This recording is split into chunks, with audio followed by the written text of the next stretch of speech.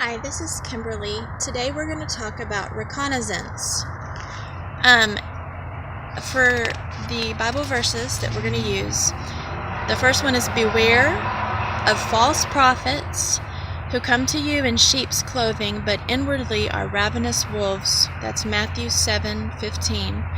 And then Simon, Simon, behold, Satan demanded to have you that he might sift you like wheat, but I have prayed for you that your faith may not fail, and when you have turned again, strengthen your brothers. Luke 22. That was before Peter ended up denying Christ 3 times after the cross, and then Jesus ended up forgiving him for doing that. But Satan put him through that, and then he could have very well easily said, oh my gosh, and just killed himself. But he didn't. He waited, and Jesus was resurrected, and then they got together and they made up, and you can read about that in the Bible.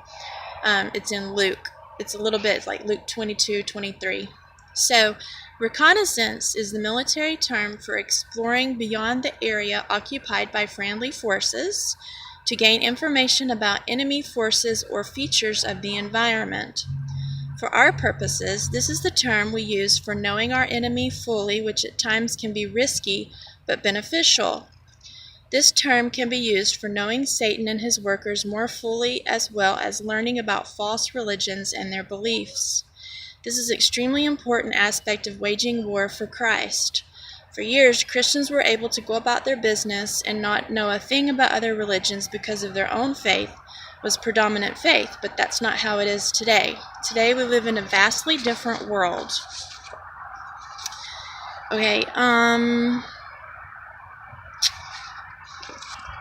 so that is what I wanted to talk to you about today, was reconnaissance.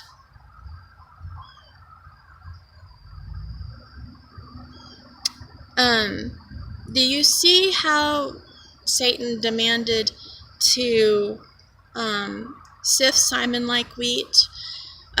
Job, Satan demanded to take all Job's things away and see if Job would stop worshiping God when he took all of his things away. He had his children killed. He had all of his thousands of flocks, killed.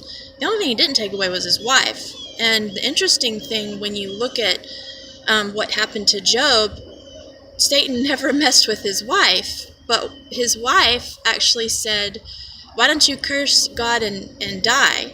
So apparently Satan already knew that he had his wife, and it must not have been an asset for Job, for his wife anyways. So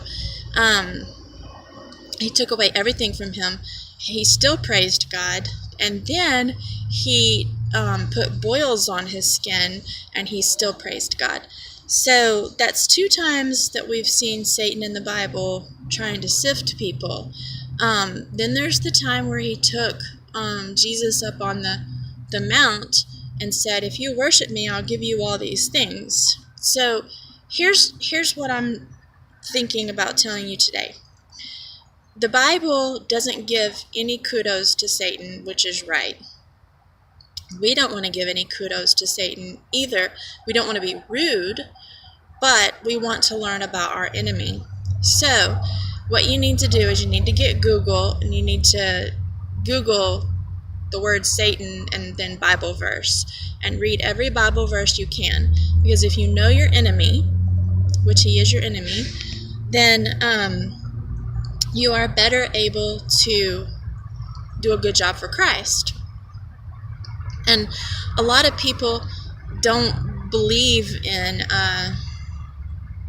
learning how to fight Satan. They just say, oh, well, Jesus will do it for me. But I really feel like that we're in the times, and we're all going through trials where it would be best if we know our enemy. And if we've chosen to stick with Christ no matter